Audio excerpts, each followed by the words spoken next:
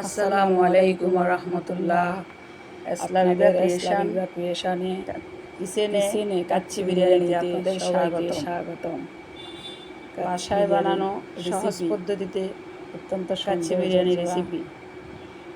কাচ্চি বিরিয়ানি সুন্দর ঝরঝরা, বাসায় মাংসগুলো নরম সফট দেখাচ্ছে, রান্না করলে খুবই ভালো লাগে। সুন্দর গ্রান, কাচ্চি বিরিয়ানি মাংসগুলো একেবারে সুন্দর, গ্রানটাই আসলে ভালো লাগে, সফট হয়েছে। পোলাও চাল, চিনি গুঁড়া পোলাও চাল দিয়ে তৈরি করা, অনেক সফট নরম হয়েছে। ঝরঝরা চিনি গুঁড়া চাউল, সুন্দর গ্রান এবং খেতেও মজা, দারুণ, ভালোই লাগে।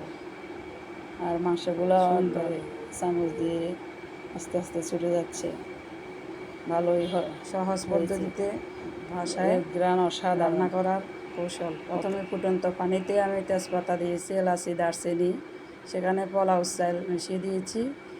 পোলাও চাল সাথে এবার হাফ সিদ্ধ হয়ে এলে পোলাও চালগুলো পানিতে ভাপে নিব। প্রথমে একটা কড়াইতে বড় বড় সাইজের মাংস নিয়েছি কাচ্চি বিরিয়ানির জন্য, বিফ মাংস। এগুলো ভালো করে টক দই দিয়ে এবং পেঁপের খোসা মিশিয়ে ভালো করে মিশ্রণটি মিশাতে হবে এবং লবণ দিয়ে দিয়েছি এখানে। মিশ্রণটি ভালো করে মেশানো লাগবে। এরপরে আমি এক এক করে মরিচ 2 চা চামচ এবং হলুদ 1 চা চামচ, ধনিয়া গুঁড়া 1 চা চামচ, এবার এক এক করে এলাচি, পেঁয়াজের বেরেস্তা,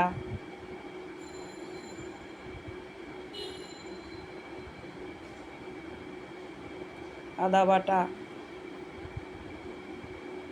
2 টেবিল চামচ, রসুন বাটা 2 টেবিল চামচ, পেঁয়াজ কুচি প্রায় 500 গ্রাম। এরপরে এক এক করে এলাচি, দারচিনি, লং, শাহি জিরা, জয়ফল, জয়ত্রী 1 চা চামচ করে বেটে নিয়েছি।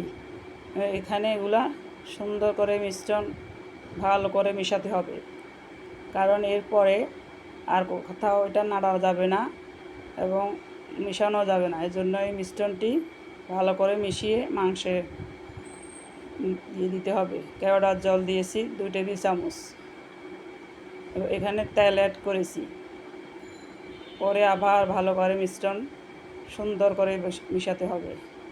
এরপরে আমি পেঁয়াজের বেরেস্তা করেছি, সেটা তেলের মধ্যেই আলু ভেজে নিয়েছি।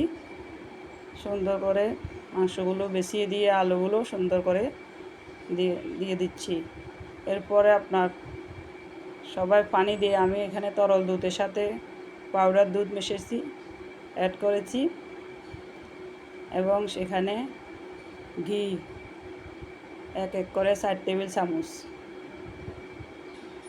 এখানে একটু তেল ইউজ করলেও হয়, আমি বেশিরভাগ ঘিয়ে দিয়েছি, কারণ ঘিয়ের টেস্টটি আলাদাই। এই মিশ্রণটি দুধগুলো হালকা গরম করে নিয়েছি ভালো করে মেশানোর জন্য। এরপর আবার কেওড়ার জল দিয়ে দিলাম 2 টেবিল চামচ সমস্ত পোলাওর মধ্যে। পোলাওগুলো হাফ সিদ্ধ হয়ে মাংসের উপর দিয়ে সুন্দর করে বসিয়ে দিয়েছি। এরপরে ঘি এবং তরল দুধের সাথে পাউডার দুধ মিশানো মিশ্রণটি ভালো করে উপরে পোলাও চাউলের সাথে সমস্ত পোলাও চাউলের সুন্দর করে মিশ্রণটি মিশিয়ে দিতে হবে। পোলাওর মজাটাই আলাদা, দুধ ঘি যাতে পুরো পোলাওগুলো ভিজে সুন্দর করে। মিশ্রণটি সুন্দর করে চতুর্দিকে ছড়িয়ে সুন্দর করে আস্তে আস্তে করে মিশ্রণটি মিশিয়ে দিতে হবে। সুন্দর করে চতুর্দিকে পুরা রাউন্ড করে মাঝখানে কিনারায় সমস্তভাবে সুন্দরভাবে মিশ্রণটি মেশাতে হবে। এরপর দেখেছেন প্রায় 1.5 ঘন্টা আঁচের পরে সুন্দর ঝরঝরা পোলাওগুলো।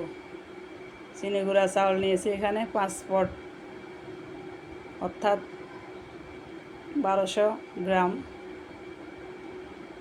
মাংস নিয়েছি এখানে 3 কেজি। মাংসগুলো দেখতে দেখা যাচ্ছে অনেক সফট, নরম, সুন্দর, সহজ পদ্ধতিতে বাসায় রেসিপি, অত্যন্ত দারুণ গ্রান হয়েছে, ভালো লাগছে, খেতে অত্যন্ত ভালো লাগার। মাংসগুলো অনেক সফট হয়েছে, নরম পদ্ধতি, সহজ পদ্ধতি রেসিপি আমার ইনবক্সে এখানে আপনাদের সাথে দিয়ে শেয়ার করলাম।